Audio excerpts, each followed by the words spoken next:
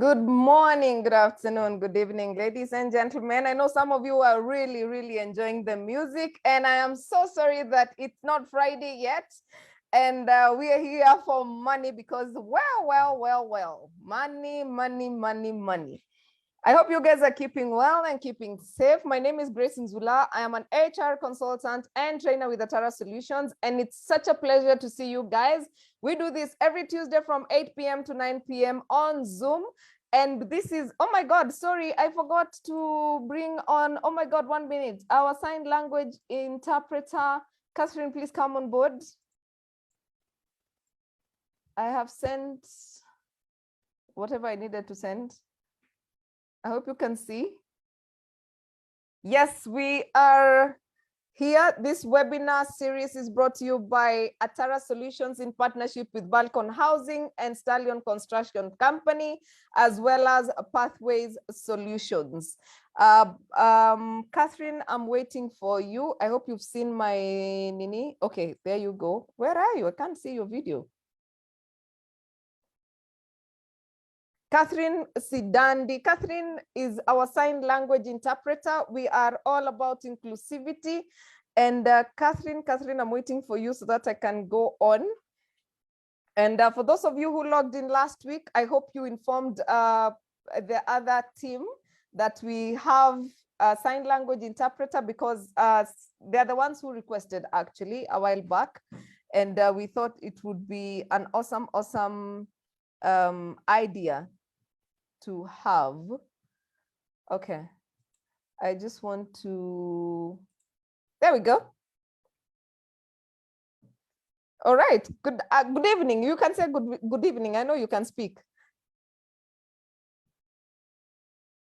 Okay. I read your lips. Yes. So Catherine Sidandi is a sign language interpreter. She's based in Mombasa. If you're looking for somebody to support your ideas, she also does some NGOs. Works with a number of girls who are deaf in Mombasa. And if you wish to support them, you can always get in touch with me. I think she does an awesome job. And we are honored to have her in season 3 and on matters inclusivity as well. So thank you so much, Catherine, for being here. Yes, today is our second session of season 3. And we are so excited. This season is just lit. I can tell you that for a fact. And today we are discussing money. And I have the pleasure of owning one of Rina's books. I'm sure she'll tell you about it. And this is one of my favorite reads for 2021. I read it in 2021. So, and I think Rina is so full of knowledge that she needs to share with you guys. And that is why she's here today. So welcome. We are also live on Facebook in case you have people who are stuck. Allow me to just 1 minute, I share the link. Just in case your friends are trying to log in and they're not able to, although we have enough room, we can host up to 1,000 people, so you don't worry about that. But sometimes internet decides to misbehave. So I'm just going to put that here so that in case you wanna go share it with your friends or share it on your pages, there you go, because wisdom is only as good as it's shared.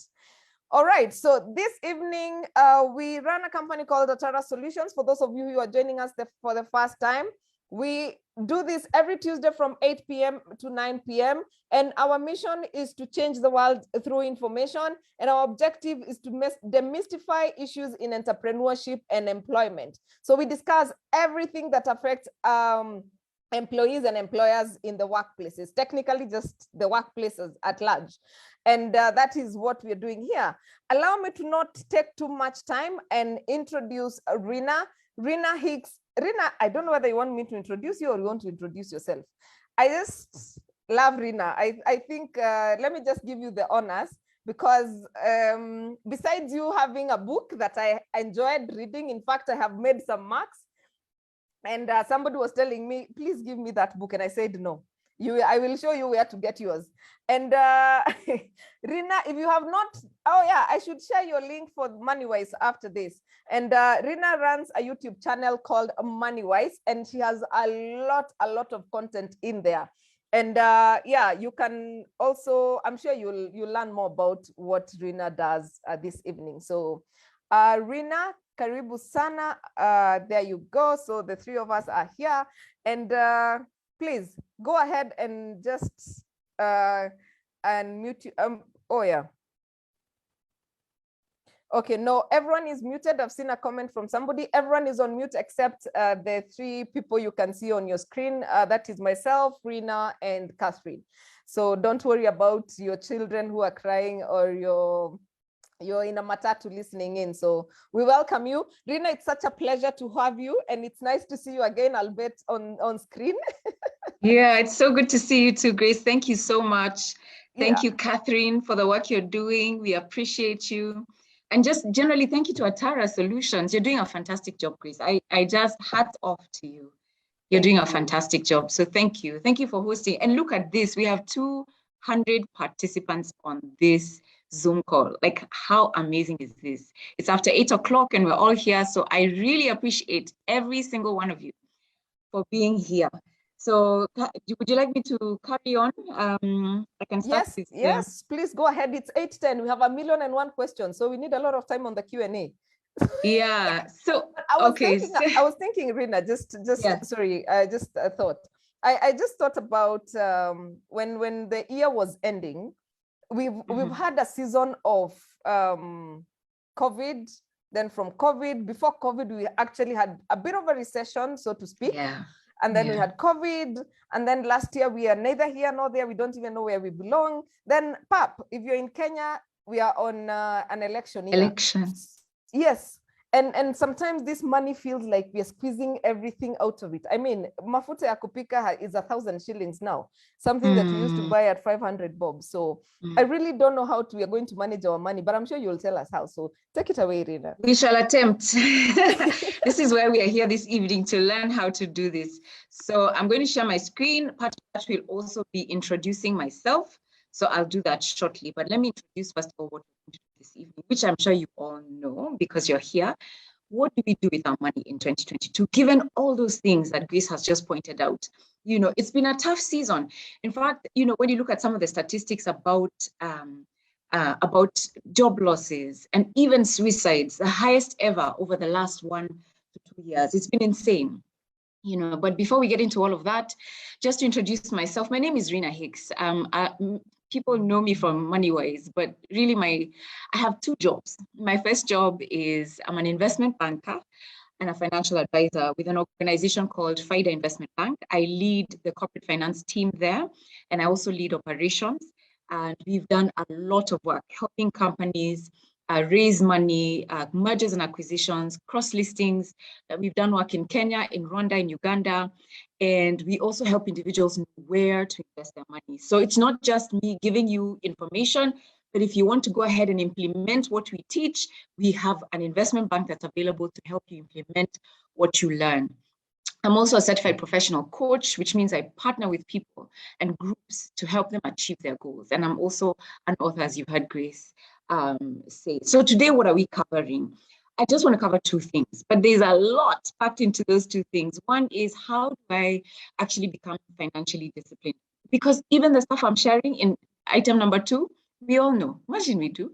If you're over 18, half this stuff you've already heard of, but there's a problem and a disconnect between what we know and what we actually end up doing. So my goal tonight is to bring those 2 closer together so that you will hear, but it won't just be knowledge, but you will be able to implement something tomorrow that you'll be able to do. So we'll start with how to actually become financially disciplined. And we'll go into 5 things we must do with our money this year. Before we get into that, Grace, I want us to do the poll. Is that okay? Awesome. So there's the poll on your screen, guys. The first question is, I am, then you answer. Employed, in business, retired, in transition, where are you? I want to know who's here. You know, where are you at? Are you employed? Please tick, I'm employed. Are you in business? Tick that one. or click it. Are you retired? Make that choice. And then the second one, and thank you so much. I can see you're beginning to answer. The second one is I save more than 20% of my income, 10 to 20% of my income. Option 3, less than 10% of my income. Option 4, I don't save because I don't earn enough. Please fill the poll so that even as I continue, we're able to then address some of the situations that we have here. And just to let you know, in case you've never used this before, it is completely anonymous. Nobody will know who said what. So it's just for us to kind of get a gauge. Question 3, select the option that accurately describes your situation. Let me see. Yeah. First one is I'm in debt, but it's manageable. Second one is I don't have any debt.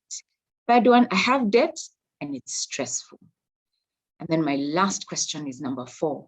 My housing cost, which is rent and service charge or mortgage, is 1, less than 30% of my income, or 2, more than 30% of my income.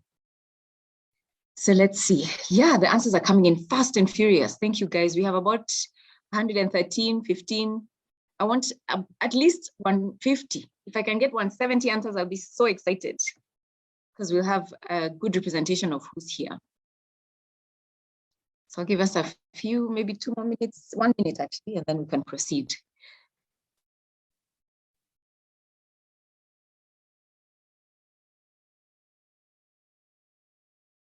Awesome.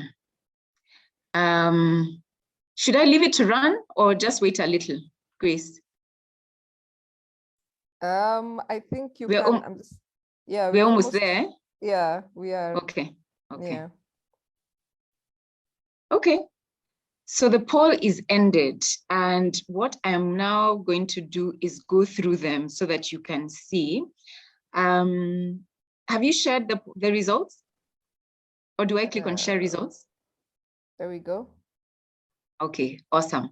So these are the answers. 69% of those who are here are employed. That's helpful. Then we have 16% are in business, 15% are in transition. Transition could mean you're looking for work, you're transitioning from one job to another, or from school to work. So the majority of us here are employed, almost 70%. 2, I save. Oh, wow, this is spread quite even. Some 18% of you, wow, 32 of you say you save more than 20% of your income. And then, no, that's 18%, yes. And then 32% save between 10 to 20% of your income. And then 29% less than 10%, and then 20% don't save because they feel they don't earn enough. All right, we'll talk about that. Then 3, select the option that accurately describes your situation. I'm in debt, but it's manageable. That's 40% of you. 35% of you have no debt. I'm just like, wow, amazing, well done. And then 24% say I have debt and it's stressful. My well done is especially because it's not consumer debt. There's debt that's okay to take, so don't take my comment wrongly. But the ones that feel that it's stressful are 24%. And then lastly, my housing costs are less than 30% of my income. That is 73% of those who are on this call. That is fantastic. And then 27% say it's more than 30% of my income. Thank you so much, guys, for participating in this. It's really, really helpful for me to get a sense of who's here and where we are. So let's just address those situations. And first of all, start with, how can I be financially disciplined? I know what I need to do, but I just struggle with doing it. There's this quote I read when I read a book by this gentleman called Gary Keller, and I just thought, wow, so true. And he said that the primary characteristic that he has found in the lives of high achievers is that they had a strong drive to succeed. They had a compelling personal reason to achieve. It's what I call a big why. And the truth is that when you look at people who are so successful, whether that's in their career, at school, at playing an instrument, at a sport, whatever it is, it's because they had a strong drive to succeed. Now, when you don't have that strong drive to succeed at anything or at something, then it becomes difficult for you to consistently perform where that thing is required of you. So, for example, it could be you say, I have a goal, I want to lose weight I want to lose 10 kilos. But, it's really not that, yeah, you lose, you'll be happy. But if the doctor tells you, if you do not lose 10 kilos within the next 3 months, you could die in 6 months. Oh my goodness, that is a strong, compelling reason for me. And I will do anything and everything it takes for me to be able to get there. So the reason we don't succeed in our discipline where finances are concerned is because, first of all, we don't even have goals, or our goals are flimsy. They are not set well. So the question I want you to answer for yourselves in the next week or so is, what do you really want? What do you want in the next 2 years? By the end of this year, what do you want in the next 5 years, in the next 10 years? Because once you know what you want, then you understand what your big why is, because it goes through a process. And this is what I want to share. You know, we learned the SMART goals, but I have a twist to the SMART goals that I want to share tonight. And so, you know, you have to set specific goals, but those goals need to also be simple, not complex, just simply stated in such a way that I'm clear. This is what I'm doing. These are the 2 things I must finish this year, simply done. Then your goals, we're told, have to be measurable. But you know what? It's not just measurable. They have to be meaningful. You know, the other day I was telling somebody how 2 years ago, actually 5 years ago, I said I want to start playing golf. And I bought clubs and I registered in a club and I wanted to start. We started with my husband, but he went on and continued. I had a challenge that year, was pregnant, and the doctor said I needed to stop. But then the child came and is now, you know, an 5-year-old, but I have not continued. And I keep asking myself every year, what's the issue? But the truth is that in this season, playing golf is not quite meaningful for me. It's a reality I had to just come to. So the other thing is, we're told, yes, your goal needs to be attainable. But even as you set those goals, you need to position that goal and that thing that you want as if it has happened. Visualization is extremely powerful. So if whatever the goal it is that you want, I want to be able to create, I don't know, passive income of 1,000 shillings a month. Have a picture that represents that somewhere. Make sure that 1,000 means something. Is it meaningful for you? It is simple. That way it will be easier for you to actually attain it. It needs to be realistic, but that's not enough. Who else in my life is responsible for making this thing happen, or is responsible in such a way that they could prevent me from being able to achieve it? And then it needs to be time bound. Okay. But beyond being time bound, the way that I set my goals needs to be toward. And what I mean by toward is, instead of saying, I want to stop smoking, I want to stop being mean, I want to stop overspending, that is a negative way of positioning a goal or stating a goal. You need to state your goals in a positive light, toward. Okay, so positive statements help. And so this is how I want us to set goals this year. And it begins with goals. Who do I want to become in 2022? When you set a goal in as far as who you want to be, then it also changes, because you're not dealing with a behavior or a habit, not so much a habit, but a behavior. You're dealing with who you want to become. Then those behaviors become easier. So I want to be a healthy, joyous person. Now, every time I encounter something, I ask myself, would a healthy, joyous person do this? Would a healthy person eat this? Would a healthy person get engaged in this activity? And then my decisions are based on that. Now, the question is, what kind of life do you want to live? And we have to create a system. Goals are not enough. Yes? I mean, Trina, I think Sure. for the guys who cannot see the sign language interpreter, you may need to log onto a computer or a laptop, because unfortunately, phones only share the screen for somebody. I have pinned, I have spotlights, I have reduced the screen for the sharing, and I can see her, and Rina can see her, I'm sure. But I think you'll need probably a bigger screen, because I don't know what else to do. But if somebody has an option, kindly let me know. But she's there, and please, if you can log in with your computer or a laptop. I think it will do better than a phone. Thank you. Sorry to have. Cicely tells me that she can see the interpreter. Okay, fine. I guess we have different gadgets. So carry on, Rina. Sorry for the interruption. No problem. That's okay. That's an important one. So we need to create a system. And what I mean by a system is that a lot of times our bodies, our minds, the way we are wired as human beings, would typically go to the least resistant path. And so I'll set goals in January. I'll say, I want to exercise. In fact, I remember there's a year I had followed this girl on Instagram. She was so amazing. She's like 365 days, exercise daily, at least do something, move. And I'm like, every day I'm going to do some exercise. Well, after week 3, I had dropped the ball. But if you create a system such that it becomes automatic for you to do something, so I will exercise immediately I wake up, and make it as easy for me to be able to do that thing, then it becomes easier. So what are the things I need to do to create that system? Leave out my clothes outside. We're not discussing exercise, we'll get to money, but it really relates to money.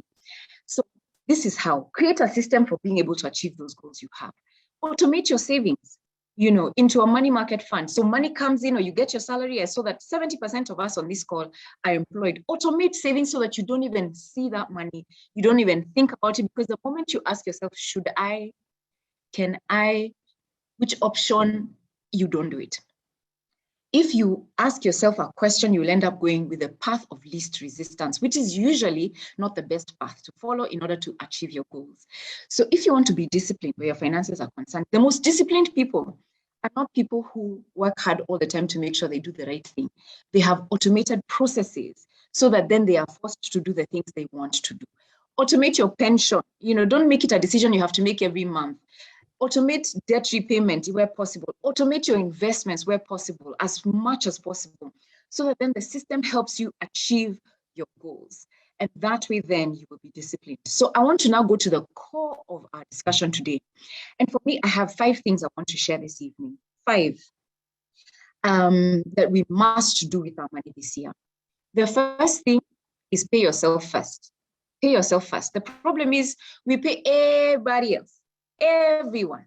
We get our salary, carry out, rent, debt we owe. We go to Carrefour and shop, or to Naivas, or to Quick Mart, or wherever it is. We go and have drinks with our friends. We pay school fees.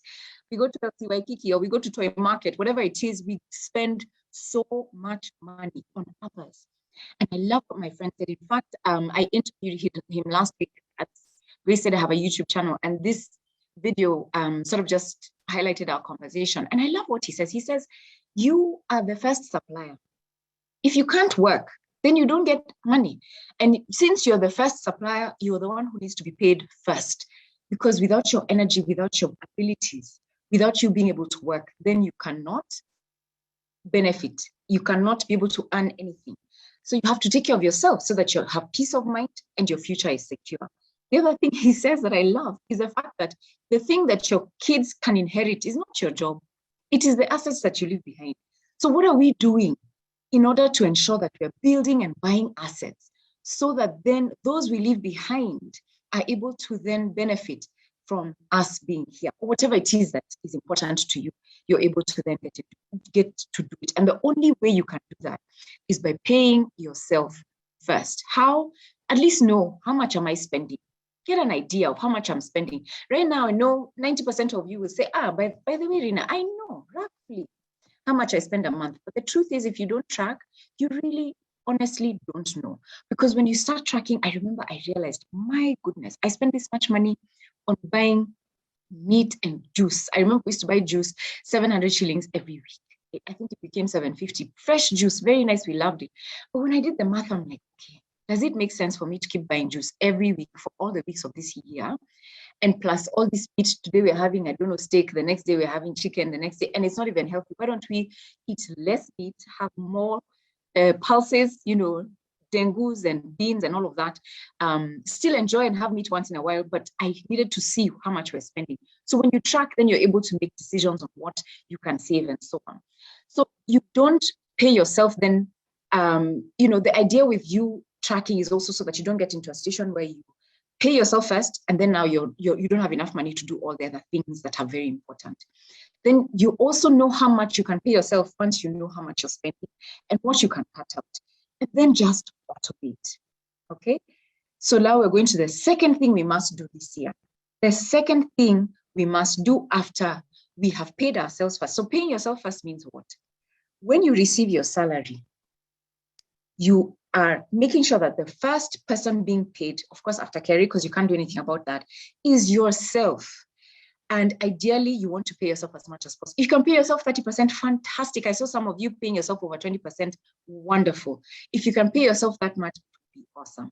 But even if you cannot pay yourself that, and you can only pay yourself 5%, start there. But begin by paying yourself first. The second thing we must do this year is get rid of consumer debt. What I mean by consumer debt is this debt that we get into for things that are not assets. So for example, I'm getting married and I go into debt to pay for my wedding, or I want to go on holiday with my family this year, so I go into debt. There's others I've heard of where the child is turning 13. Oh my gosh, 13 is so important. We have to celebrate this year. You go into debt. Or my parents want to move into a nicer house. They're tired of living in shags. You go into debt for that. Those are the things that you get into debt that are not assets. And especially credit card loans, mobile loans, Fuliza, those things, they are actually very expensive. Credit card debt on average is 45% per annum, in case you didn't know. Especially for those of us who, if you take a credit card loan and do not pay by the limit time of free interest, which is usually for 30 to 45 days, then the interest starts to accumulate immediately. Mobile loan debt, 135% per annum. Shylocks, 60% per annum on average. I mean, this debt has to be paid off. Why? I honestly do not know of any investment opportunity that can guarantee you this kind of returns. So don't borrow from these places, pay minimum repayments over a long period of time, because that money doesn't get finished. You will be in perpetual state of stress and anxiety. Always stressed, wondering, oh my goodness, I have this debt over my head. You need to prioritize that debt. There are these guys who are fantastic. They're called Lipa Later. They tell you upgrade your life. It's as easy as 1, 2, 3. Sign up, shop, easy monthly payments. But what are we doing? When you look at what you can pay with these things, they're all what we call flossets. These are the things I'm saying, guys, save for them. Save for them. If they're not an emergency, we don't need to buy those couches all at once or that TV. Just take time, especially in a year with such uncertainty. We don't know what's going to happen with COVID. Today, I was listening to the head of, I forget the institution, these guys who do, is it the World Health Organization? I think it was him. And he was saying that the world is ripe for another variant. Please do not be comfortable with where things are.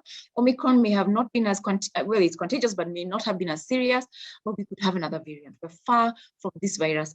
And I'm just like, my goodness, surely, how long is it going to be for us to be in this state? Now, for us in Kenya, we also have an election. We don't know how things are going to go.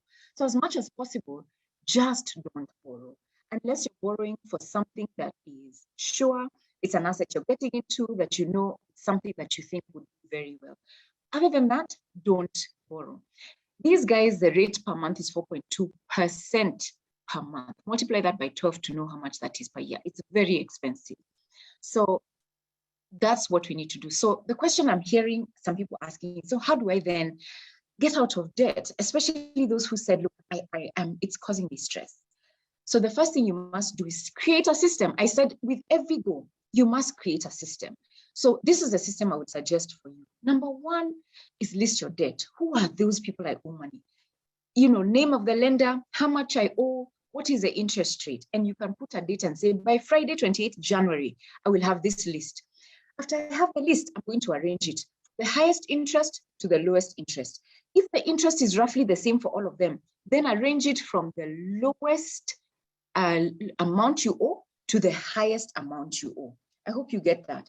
I'm saying, once you've listed your debt and you can see the interest rate, if some interest is high, let's say you have a credit card debt, you have money with a mobile loan, you have some high interest, then you rank your loan from the highest interest to the lowest interest.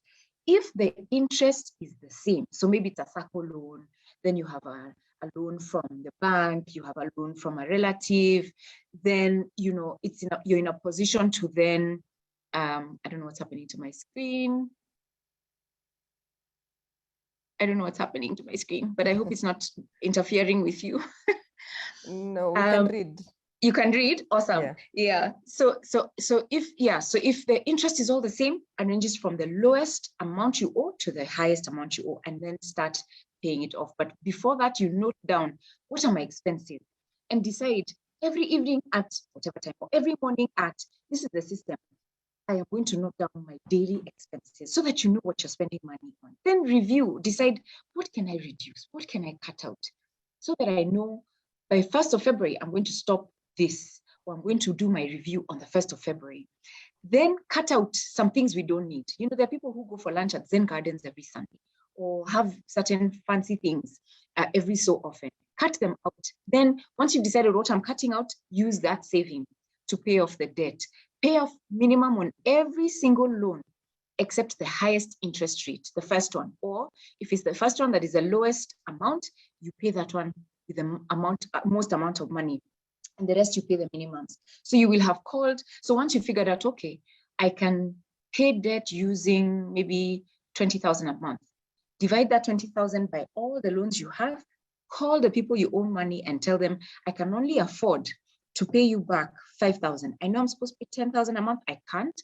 I can only pay back 5,000. Negotiate, and then pay off minimums as negotiated with everybody except the highest interest. For the highest interest, guys, you want to pay everything you can. Sell that watch, sell even the couch, sell the TV, whatever you need to do to make sure that that high interest rate is finished. Say no to drink ups on Friday and any unplanned expenditures. This thing of throwing rounds and show guys you still have money. No. Research and then find out, how can I raise additional income streams? And then sell whatever you're not using. And so this is a way that then you can do the listing that I suggest. So you've got your creditor for the person you owe money, the minimum payment you've negotiated with them, the balance you owe, the interest rate, and when it's due. And when you now do that review of your finances, say weekly, you're able to see, yeah, I've paid for 1,000. Yes, I've paid off 500, and now the balance is this. And so it keeps you motivated to keep going on. And then once you've ranked the debt, you work on paying the first creditor that is listed, and then you work your way down to the next one, and you repeat until all the debt is gone. The third thing we have to do, I'm trying to make sure there's time for Q&A. The third thing we must do, guys, is build an emergency fund. We all know, I don't even need to build a case for this one because COVID has taught us we must have savings, a buffer somewhere that helps us. So we need to slowly work towards it. You know, and you don't have to have it all at once. You can just say, look, let me work towards 1 month first as I work towards a 6-month emergency fund. How do you decide what that amount should be? You count and you write down your expenses and you check, what are my most critical expenses, such as rent and school fees and food and Wi-Fi and those things that are important for you, transport. Then figure out what that number is. Is it 50,000, 100,000, whatever it is? Then now you want to be able to save that amount times 6 and put it in an emergency fund. And you should only spend that money on emergencies. And what are emergencies? You ask yourself, this thing that has happened to me, is it unexpected? Yes. Okay, so it might be a wedding. Is it unexpected? Yes, your friend said they're getting married next week, Thursday. Is it urgent? Okay, it might be. Is it necessary? No, I can say I will watch the wedding on Zoom. Or I will go with an old dress for this wedding, for the girls on the call. So you have to ask yourself, is it urgent? Is it unexpected? Is it necessary for me to spend this money? If it qualifies all three, then that's what you call an emergency, and you then use the money in the emergency fund to address those issues. Once you've saved this money, where do you save it?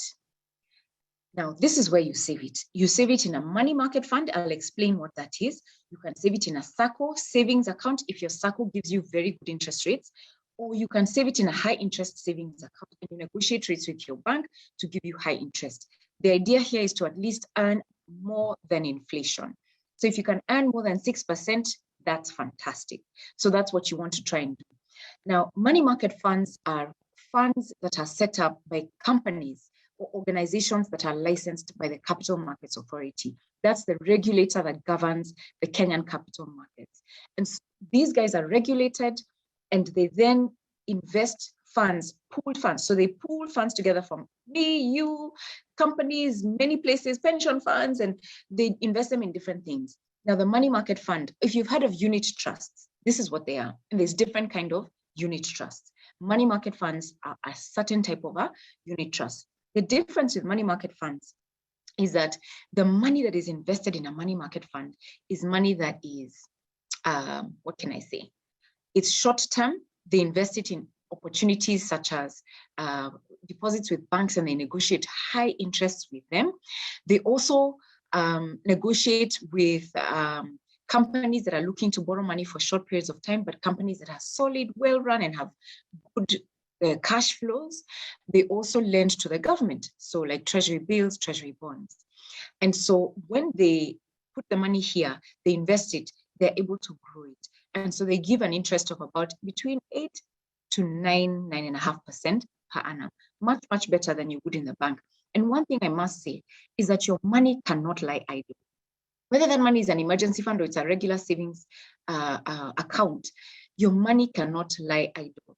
I have a client I've met before she became a client, and we were reviewing what we need to do. And she said to me, I have 2 million shillings in a current account. I was so stressed because I was like, in a current account, and it's been sitting there for years.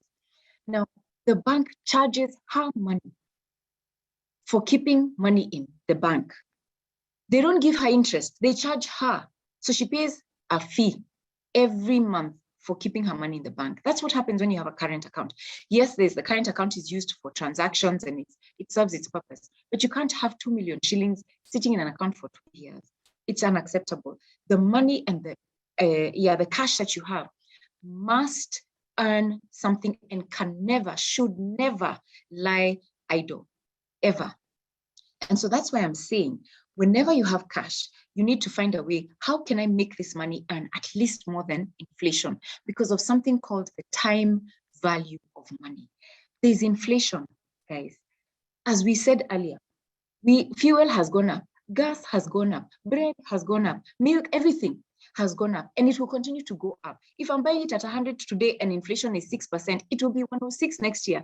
If I put my money in a current account, I will have less than I put in. If I put it in a savings account and 3%, I have 103, my bread is 106. Now, what am I doing?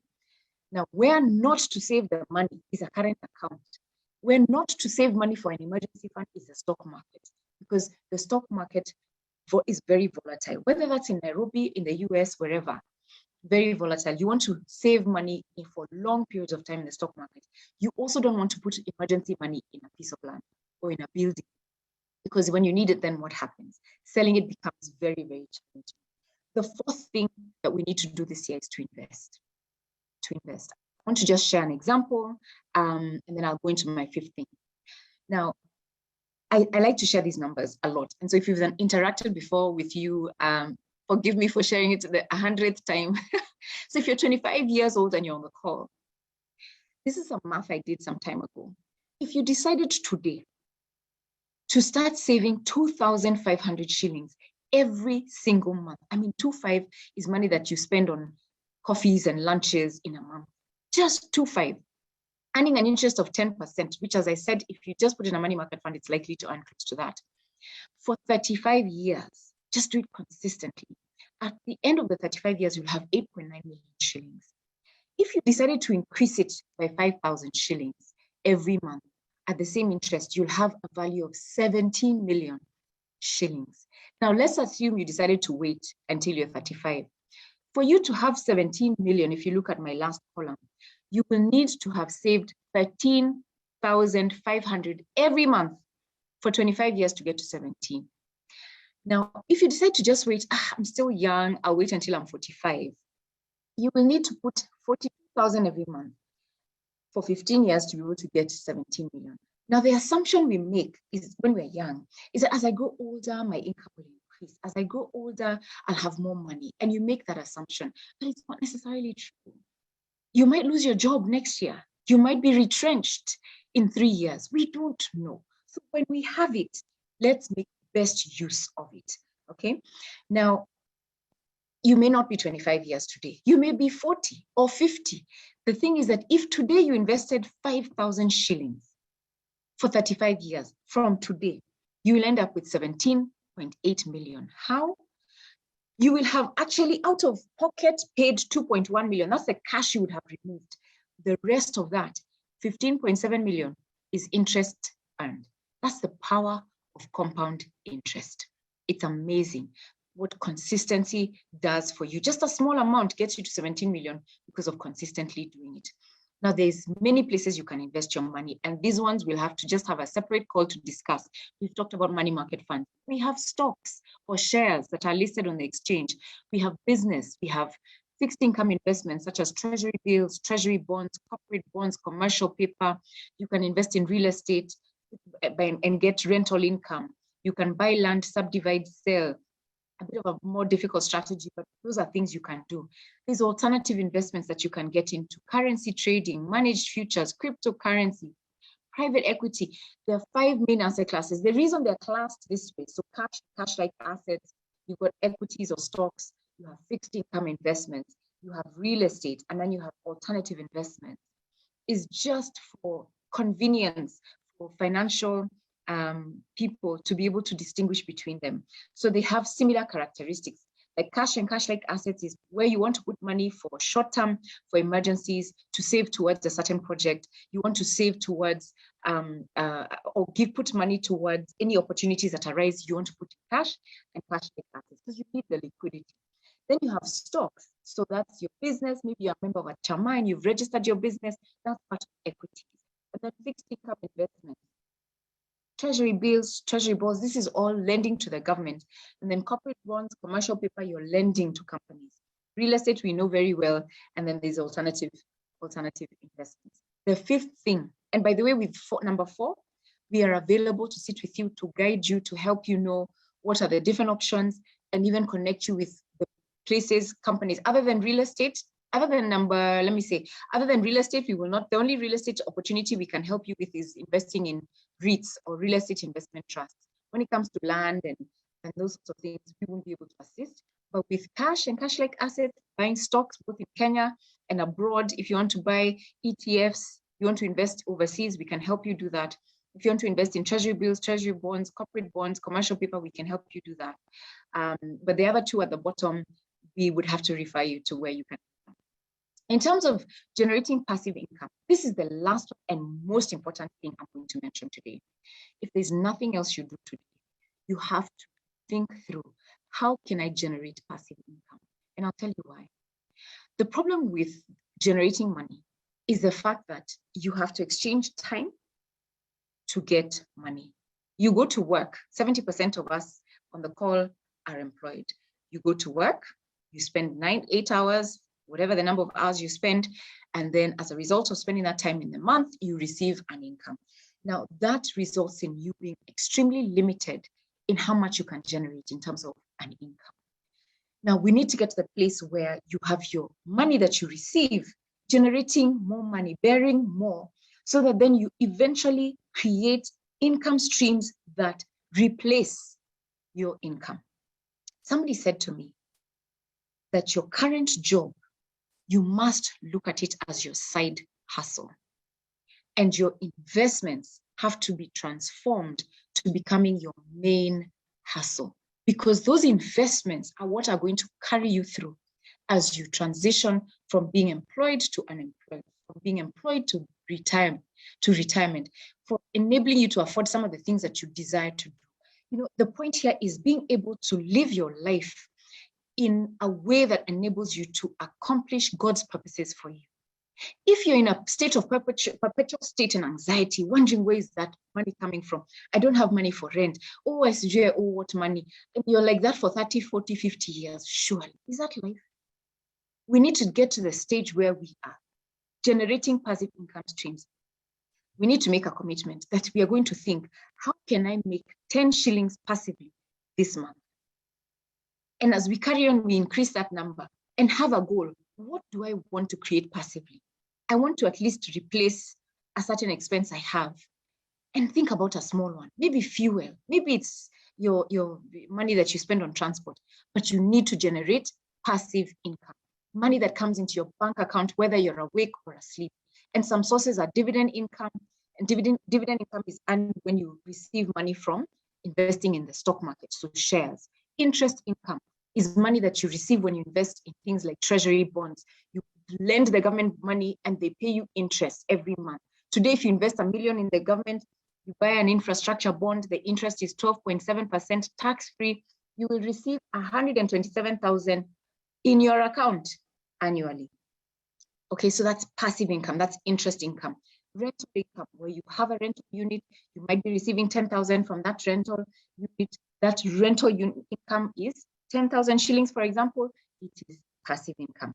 Then there's royalties. You might write a book, you might have music, you have apps that you generated, movies, skizzer tunes, and you may just have a nice speaking voice. You do a skizzer tune, you earn royalties every single month. It could be capital gains, where you buy something and then sell it. Go to Gikomba, I buy stuff, I go to Toy, I sell it there. Or I buy secondhand things and sell them wherever it is. Or buy an asset, it goes up in value, sell, I earn capital gains. Another way to earn money is through advertising revenue. For those of you who love to write, you can blog, there's YouTube channels. I personally have a YouTube channel, so I understand how this works. You earn advertising revenue. It may not be a lot, but as I said, as long as it is even that 10 bob, it is something that is coming passively. Which one is my question to you? Will you start with? Put it on the chat. Which one will you start with? Is it passive income from dividend income, interest income, rental income? Which one can you start thinking through to be able to begin to implement? Interest income can even come from a money market fund to start off with. Minimum investment amount is only 2,000 shillings. There's some where the minimum investment amount is 100 shillings. So which one will you start with today? Tomorrow, when you wake up in the morning, to start to pursue. I want to just share a quick video. And this quick video is on a course that I have, because you might be on the call and you're wondering, now, how do I even invest? Where do I start? We created a course that helps you know and become confident when investing is concerned. So I'll just share this video. It's just about 1.5 minutes long, and then we'll go into Q&A.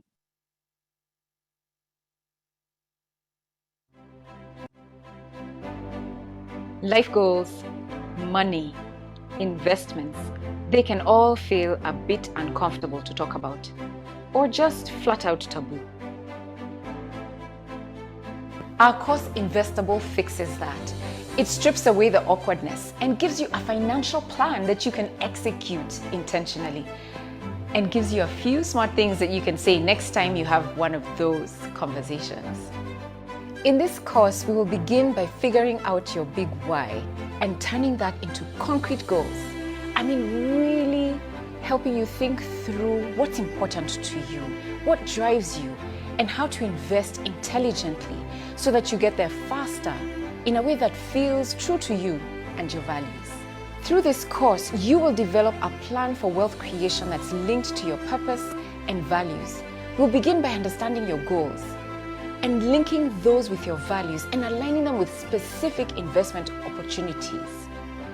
We will get really practical.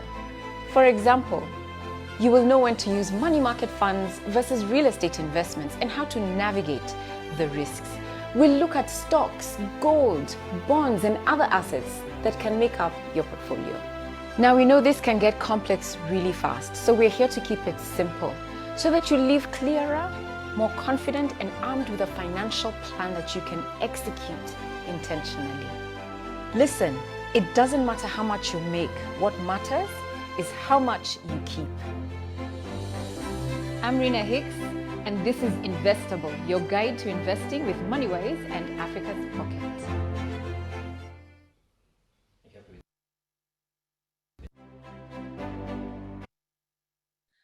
Okay, guys, we've come to the end.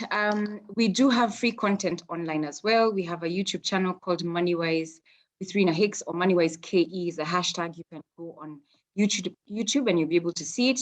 In case you're on the call and you're interested in getting a copy of our book, you can find it on Jumia online, and they deliver for free, I believe, in Nairobi. Rafu Books as well delivers for free. There's Nuria Books, there's Textbook Center, Amazon, and on Kindle. In case you're not in Kenya, you can actually get it on Amazon or on Kindle as well. So those are our contact details for anyone who wants to reach out to us. You want to invest in a money market fund, you want to invest in other markets, you want to know, how do I take advantage of investing in bonds, or any other instrument, as I mentioned earlier. Those are our contact details, and feel free to get in touch with us. So Grace, I know it has been a very quick one. Yani, 1 hour goes so fast. Yeah, so. No, I think this is one of the topics that we actually need to even sit and process as much as possible, because I think this is like we say, pesa ni sabuni ya roho. We need to massage the heart as much as possible and just grasp as much as we can in the short time that we have. Allow me to just mention this webinar series is brought to you by Atara Solutions in partnership with Balcon Housing and Stallion Construction Company, as well as Pathway Solutions. So if you're looking to invest in a piece of land, you can speak to Balcon Housing. If you're also looking to construct the land, Stallion Construction is there for you. And obviously we have Pathway Solutions, which has been offering us free trainings for our audience. And we are starting LMS training for you who wishes to just go online and learn by yourself. So they are our partners for this series. And let me just take a couple of questions that I had seen. Anthony is saying, can the pension contributions be considered as savings? Yes, the pension contributions are savings, but they're not enough. They're nowhere enough, because what ends up happening on average, your pension contribution, aside from NSSF, ends up resulting in a replacement of your income of about 24 to 30%. So what I mean by that is, if you are earning 100,000 shillings before you retire, your pension contribution, when you receive your pension, and let's say you put that money in an investment that then gives you like a salary at the end of the month, you will earn like 24,000 to 30,000 per month. So it's great because it does help you when you're retired.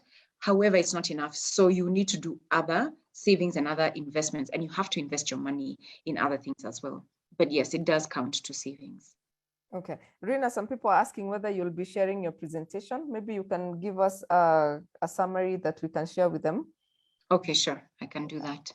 Okay, Cecily is saying, how do you assist chamas navigate investments and at how much? Okay, so for chamas, I usually don't like to go before they have a basic understanding of how to run a chama. And so there's a friend of mine called Tony Wainaina, and Tony Wainaina wrote a book called Chama to Conglomerate. I will not talk to a chama before they've read that book. All of them, all members have to have read that book because it is brilliant. It helps you structure your chama appropriately and help you think through, are we members of this chama and what are we aligned? And once that's clear and done, then we can have a conversation. For anybody who has done that, you can send us an email, sama@moneywise.co.ke, and we can have a conversation on what can we then do with our money, what can we invest in together. Okay. Yeah. From Cham, let me write, I'll put the name of the book on the chat. Yeah, sure, go ahead as I look for our next question. Jonah is saying, which institutions pay compound interest in Kenya? Okay, so just in case there's somebody else on the call, not him, but anybody on the call who doesn't understand what compound interest is, it's really the fact that your interest earns interest. What that means is, if I invest 100 bob, I earn 10 shillings, then my 110 becomes, if it's 10%, becomes 121. So the interest earns interest. Now, the opportunities where you can compound when it's interest income is what we call money market funds. The interest compounds monthly. Now, with treasury bonds, the interest does not compound. So what you must do is, when you earn interest after 6 months, you must reinvest that interest so that then it compounds. The moment you eat that interest or use it or spend it, then it doesn't compound. It's just a simple interest. But you can create your own compound interest strategy by taking your money, maybe you invest it in a money market, then you take it with the interest, invest it in the stock market, you take your dividends and your capital gains from that, invest it in a bond, then you take that, reinvest it in something else. The idea is not to spend what you earn, continue reinvesting, and in that way, even if it's not an interest earning something, you're earning in a different way, you can still create your own sort of compounding interest. I hope that made sense. Okay. Yeah. Oluch was saying, why not save emergency fund in stocks? Safaricom Equity Bank shares has done well over the last 12 months. Yeah, but in between the 12 months, it's been up and down. So if I buy today, so let's just say in the last, say, 3 months. In the last 3 months, Safaricom has hit 41. Today it's at almost like 37, at 36 something. Okay. So if I bought it at 41 and I need to sell and I'm getting it at 36.50, I've lost money. So the reason I would say do not invest in emergency funds in the stock market is because the stock market does not protect the principal. And so when you're investing savings for emergencies, you're not looking to make huge returns. You're looking to protect your principal and earn something on top as your money is parked somewhere in case of an emergency. Of course, with that, you can look for the best interest earning opportunity, but you have to manage your risk. The stock market is fantastic. I would encourage all of you to consider investing in the stock market. There's so many different options and you can invest in it, but know when you invest in the stock market, it's long term, at least minimum 3 years. You can make money in a shorter period of time, but the longer the horizon you have, the more likely it is that you will not be stressed and feeling very upset because the stock market prices have come down. And the variables that affect the stock market are so many. Okay. I think this is an important question from Lloyd. Is having a life policy with a sum assured a good investment? That's not an investment. That's not an investment. Okay. That's a risk management tool. That's not an investment. Okay. Somebody's saying, please expound on investing in foreign markets, for example, USA. Okay, so the options again are very many. You can invest. So let me just give you a very simple example without taking too long. You can invest in stocks. You can invest in things called exchange traded funds. And exchange traded funds are funds that track the performance of an underlying asset. So we have exchange traded funds that track stocks. We have exchange traded funds that track different, basically, asset classes. So for example, you have what they call an exchange traded fund or ETF that tracks the S&P 500 or that tracks tech stocks or that tracks all kinds of things. Then you have derivatives and there's all kinds of complex things in the US, so many options. What we've done, we've partnered with some guys in the US called Drive Wealth, and they're brokers in the US, and we're doing this in partnership with HISA. And there's a new app that has come called HISA, and we are powering the trading through HISA. So if you want to buy Tesla today, you want to buy Apple, a fraction of a share of Apple or Google or Tesla or any other listed stock in the US, it's as quickly as you going on your mobile phone, downloading the app and buying the stock immediately using M-Pesa. So it's very easy to access foreign markets these days. And we, as I said, are working with HISA app, HISA Technology Limited to provide foreign trading. But then we also have local brokers who have access to those markets. And we, people like Scope Markets, Pepperstone, people like EGM Securities can also give you access to those. There's also cryptocurrency as well that is available, not just in the US, but globally. So those are other ways you can invest, not just locally. Okay. My people, I know it's 9 o'clock. Just allow us about 10 minutes so that we can take a few, just 2 or 3 questions, just so that we can cover as much as possible. What percentage of income is best saved in pension? That's an interesting question. What percent? Okay, let me put it this way. That's your decision. I think it's your choice. What I can say is that the government offers us tax-free contributions of pension up to 20,000 shillings a month. What that means is, if I earn 100,000 and I decide I'm going to contribute 20,000 shillings for my pension, our accountant will take out 20,000 shillings and tax 80,000 shillings.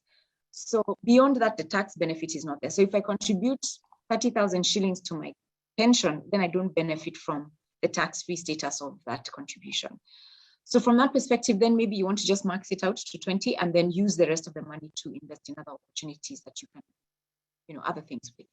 So now the percentage will depend on how much you earn. It will be 20% for you, it will be 5% for you, it will be 1% for others in the world. Okay. There's 1,000,001 questions about crypto and Bitcoins as investments. You want to comment on that? So let me just say one comment. We cannot ignore Bitcoin. I remember doing Bitcoin videos in 2017 saying, oh my gosh, you guys, you have to buy Bitcoin. It was like $4,000 then. today, I didn't even check today, but it's gone up to even $60,000. So it's probably in the 50 something thousand at the moment. And the fact is, the world is going digital. Things like metaverse and, NFTs, and these are things we can't ignore. And so the reality is it's becoming more digital. The way that we do business is changing. You probably also are using apps and things that are run on blockchain and have no idea. And so don't ignore cryptocurrencies. What I would say is do not invest in cryptocurrency through somebody else, like through a multi-level marketing scheme. Just go online. There's a great website called Binance.com. But before you even buy anything, please take time to understand what is blockchain? How does blockchain work? What is Bitcoin? What is cryptocurrency? How do they work? What are they? And how will they change the world? And so then you know how to then take advantage of it. So the thing is that you can't run away from doing the work when it comes to investing. Oh, has it gone down to 37,000? Wow, that's interesting. So there's your opportunity to buy. Bitcoin is 37. So I haven't paid attention. I haven't been watching it in a while. So it's 37 is great. It's a great time to buy. But I don't offer training on cryptocurrency, but I'll be nice and I'll share with Grace some links that you can pick up that are free. Udemy, guys, has a course that is free on crypto. We have no excuses, Grace. Okay. Interesting. I think we have a very interesting question here from Iris. Where best can someone start? Okay. The first place to start is to have a money market fund. That's the easiest. Then start to save there. As you accumulate your money, you can then now accumulate and say, okay, let me try putting money in the stock market. Let me try, but make sure you first start with at least 1 month emergency savings and then open another account and start saving towards investing. The beauty about the money market fund, you can save even 100 bob, 2,000, depending on the company that you sign up with. There's some it's 100 minimum, but majority, the minimum is 2,000 shillings. So at least it's easy to start. And once you've started with that and you have a habit of money going in there, then you'll find, hey, I have 60,000 shillings. I can invest my money in something else. Where can I invest my money? And you can look for options or opportunities that you can get into. I'm talking about crypto. It might sound complex, but crypto is now, you would get into that once you have an emergency fund, once you have some other assets, and then you get into crypto. Unless, of course, you're 18 or 20, then you can put all your money in crypto and you don't care because you're supported by your family and you can take the risk. But if you're 40 something like me, you invest in crypto when you have other assets. And you can invest even 2,000 bob in crypto, 5,000 bob. You just try and see. You can decide, okay, let me buy this Bitcoin. I'll start with what I have. And you'll find that the money sort of increases in that way. Yeah. All right. The questions are coming, and I think we're going to take probably one more. But Florence is asking, do you offer training on financial prudence for employees? Yes, she does. Let me answer. Yes, I do. I do. Yes, she does. Is their age considered too old to start from ground zero on investments and savings? No. Okay. No. The idea is start today. You're never too old. Just start. Yeah. Okay. Somebody is asking, is it more important to clear any loan and not invest in passive income? This is for 8-year loan. For an 8 no, so loan. No, so you can't do that. You can't say I'll just pay off my loan and do nothing else, unless the loan is a mobile app loan or a credit card loan, those expensive ones. If it's a regular loan, so let's say it's a mortgage or an education loan, something that you've taken that the loan repayments are reasonable, 12, 14%, then you would continue paying off that loan for the period that you need to pay, but you continue to invest and also save. So that then you don't find you've paid off the loan, it's been 30 years or 20 years. Okay, now she said 8 or he said 8. So, but 8 years is a very long time to go without buying an asset. So find a way to balance it. So that you're paying off the loan as much as, as quickly as possible, but you're also finding ways to invest as well. So yeah, Okay. I don't have, sorry, I've seen a question about what other investment options do I have in terms of, so I have investment options that I've covered on my YouTube channels, but not all of them. I have over 400 videos on YouTube. So there's lots of content that you can watch. Okay. All right. So I believe this is not a very conclusive session. I don't think we can really conclude on on money. I can see Uni saying, Grace, we need more sessions on this finance topic. And I agree with you. And we are going to talk nicely to Rina and have her again so that she can continue educating us and making sure that we are not losing our money. But there's another interesting question, Rina, which I want us to conclude with. Is a limo fund a way of saving? Which one is that one? Yeah. Okay. A limo fund? Yeah, a limo fund. I don't know what that is. Sorry. Okay. Victor, she will research on it, and I'm sure she'll do that sometime on her YouTube channel. And we will share her presentation with her contact details if you need any financial support or you want to take her class. She shared a video about her training sessions where she's taking or coaching you guys on how to invest or literally what to do with your money. And there are a few questions on how to monetize your voice for income as a SKUSA, and somebody else had asked, how do you monetize a blog? Okay, so just quickly, with those digital sort of spaces, there's so many. So like there's websites that are, in fact, what you can do is just search top websites for freelancers. Okay, so you see like top 10, like Fiverr, TopTal, Upwork, there are many. And so then you would then see what is my gift. I actually have a friend who I was coaching her and her husband, and she ended up getting a job on one of these platforms because she has a really nice voice and she's an actress. And she was able to get some work through that. When it comes to blogs, it's about consistently making sure you write. And as you write, you get advertising revenue. I'm sure you all know Jackson Biko. Sorry to give him as an example because he's huge. But what happens is, as he's continued over time, his advertising revenue has not only gotten on his website, but it's come out of website. Now for him, if he writes an article on you, I remember a friend of mine asking, can you write an article on me and my business? And he was charged 150,000 to write an article. So, you know, I mean, he's now on another level, but the point is he started from somewhere and it was consistency. And when you remain consistent and people love your work and love to read from you, then it becomes easier and if you have a following, then brands want to advertise on your space, on your websites. So blogs do really well. There's different people who have all kinds of blogs who are making advertising revenue passively. Right, and passive is not that there's no work. Okay, passive is there's always a little bit of work you have to do. It's not you're always just sleeping and money comes. You have to think through it and put some work into it. For those of you wondering about now, where do I start my investment options? My book actually helps you know where to start. And it's just 1,000 shillings. Again, I would highly recommend you to consider buying that a copy. Yeah. Okay. All right. And please, we are looking for people to partner with us so that we are consistent as well. So if you're looking to invest in with Atara Solutions on Get It Right, kindly reach out to me. Our packages are not very high, so you can work it out. And I want to remind you that you need to get a copy of this book. It's awesome, by the way. And please note, this is not advertising for Rina. This is because I know the content in here. I read the book probably just after listening to Rina once. So it has a lot that you can actually use, and it can become your Bible to your better management of your money in 2022, sorry.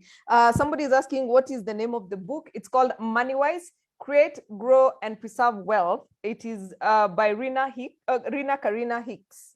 I don't know whether you can see my screen, but she had shared on her presentation. But as we send her presentation to you guys, you'll also see it.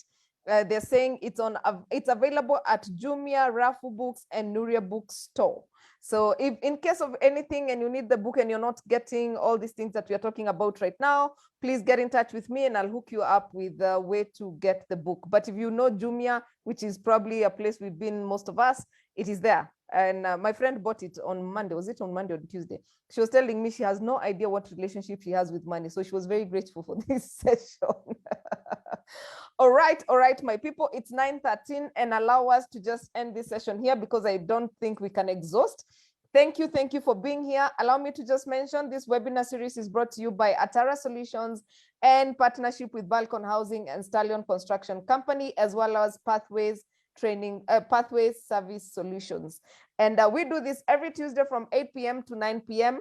Next Tuesday, we are discussing your business strategy in the election year.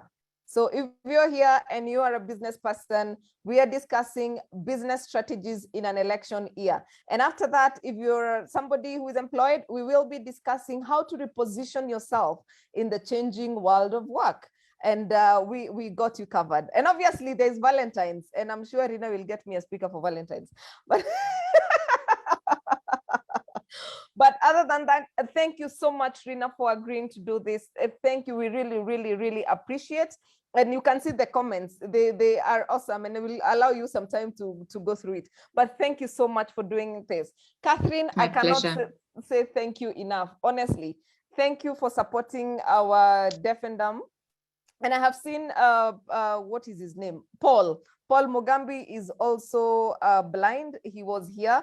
Thank you so much, guys, for always making the time and for joining us. We are still learning on how this platform works, especially because of the sign language interpreter. And I'm sure in a few days, we will have figured out how to actually make sure she's seen throughout the sessions. But in case there's something that wasn't clear, we will upload this on our YouTube channel.